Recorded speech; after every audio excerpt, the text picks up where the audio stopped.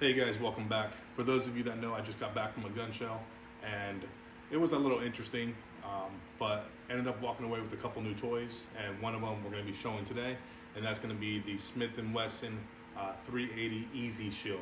So let's get right into it.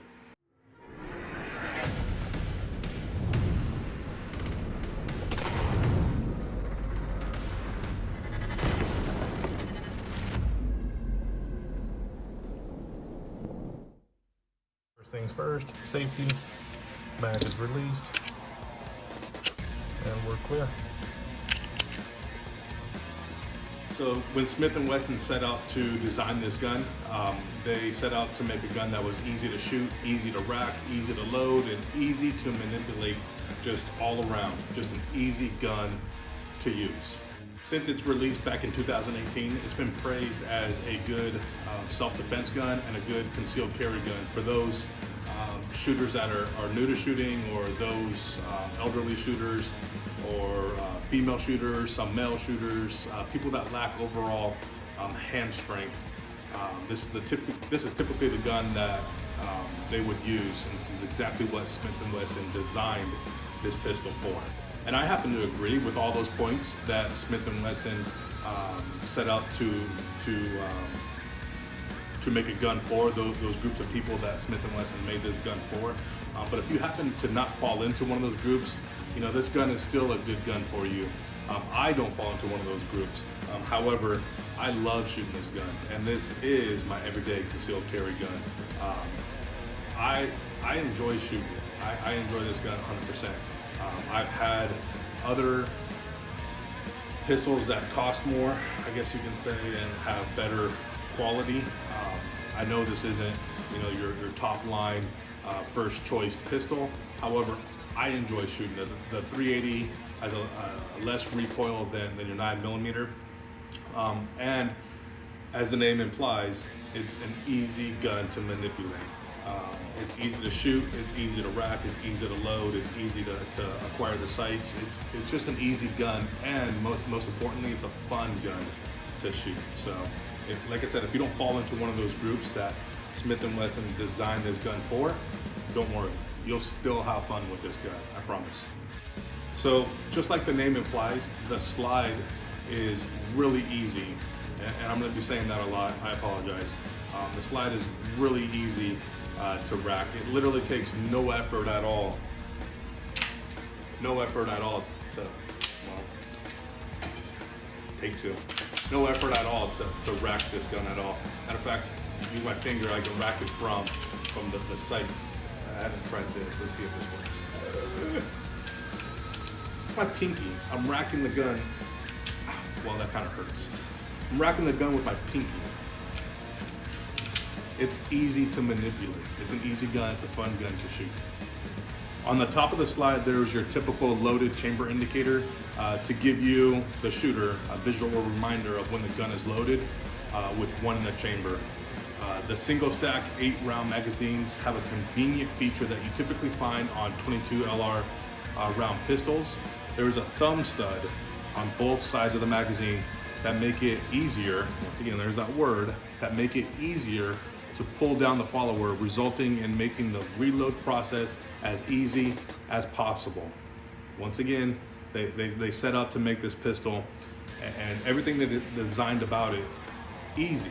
It's easy to manipulate. It's easy for the first-time shooter. It's easy for your mother or your father, or someone that's elderly and doesn't have the hand strength that you might have.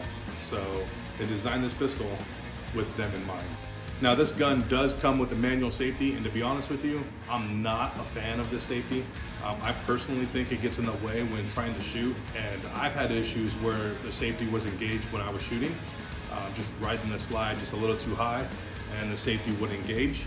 However, I've heard from people that they really enjoy having the slide safety on their gun. It kind of gives them a sense of security having this safety switch on the gun, and it doesn't get in their way when they're shooting. So for those type of shooters and concealed carry users, the slide safety is another great feature added by Smith & Wesson. So with that grip safety, if you don't press the grip safety like, well, let me show you. if you don't grip the safety like you normally would when you're gripping a gun, you're gonna have a dead trigger. So what I mean by that, your trigger is literally dead. It's a safety. So when you have the safety disengaged or the grip safety pressed in, the trigger will function as normal. However, if you don't grab the grip safety, like I said earlier, you'll have nothing but a dead trigger. Now, for anybody that's not a novice to guns, you will have zero problems using the grip safety. Just hold the gun as you typically do, and the grip safety will be just fine. You won't have any issues. Now, for the novice shooter that has never held a gun before, this is where the grip safety might be a problem. If the new shooter doesn't hold the grip as high as possible and the grips to the gun lower than they should be, then there's a good chance that they won't engage the grip safety. But overall, a vast majority of the shooters won't have a problem with the grip safety. As a matter of fact, they won't even know it's there. If you just grip your gun like you normally do, you won't have a problem. Another easy and user-friendly feature of this gun would be the disassembly or breakdown process. All you do is pull out the mag, lock the slide back, rotate the takedown lever 90 degrees, and the slide will just come right off. And now you can see that the pistol is different from most other pistols in the M&P line because it's not a striker fired pistol, but it's rather a hammer fired pistol. It's a single action design, and when you pull the trigger, the hammer will come down like that. And then for those of us that are intermediate shooters, this gun it's fun to shoot. It really is fun. Like I said, less recoil makes it easier for us to get our sight picture back realigned. But it's just fun. There's no other way of saying it. It's just fun, and that's one of the main factors. One of the factors that I make this my everyday carry as of right now. Besides, I love how it looks with the lightning cuts on the slide, the ported barrel, the milled out trigger. I love the way it looks, and it's small, so it's easy to carry. It's easy to conceal, but it's an easy gun to manipulate. It's an easy gun to use, and I sure as hell enjoy using it.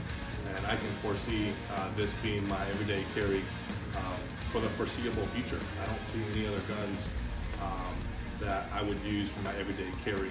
Not to say that this is the best gun in the world. However, as of right now, it's doing the job just fine. Now, with having said all that, my thoughts about this pistol are this. Without sounding too much like a fanboy, I really can't think of too many negatives about this pistol. Smith & Wesson has made a really good pistol here. And while this gun isn't going to be for everyone, the ones that it is made for, those people will be benefiting in a big way by using this gun. Think about it. If you're one of those people that can't manipulate a slide or load a magazine because you lack overall hand strength, then you are one of the people that will benefit from this gun, right? If you're new to shooting, then you will be one of those benefiting from this gun. If you're looking for a gun with limited or very low recoil, then again, you will be one of those benefiting from this gun. If you're looking for a gun for your wife to use as her concealed carry and you don't want to worry that she won't be able to use it due to her overall hand strength, then she would be one of those that would be benefiting from this gun. There are so many people out there that would benefit from this gun that it's hard to say that this gun isn't worth the money. And if I remember correctly, the MSRP was $399, $400. But if you go with the ported barrel and the lightning cuts on the slide, it raises the price a little bit. I believe I paid around $475, give or take. But in my opinion, that was a good $475 that I invested in. Guys, thanks for watching. I appreciate it. I'll see you guys on the next video.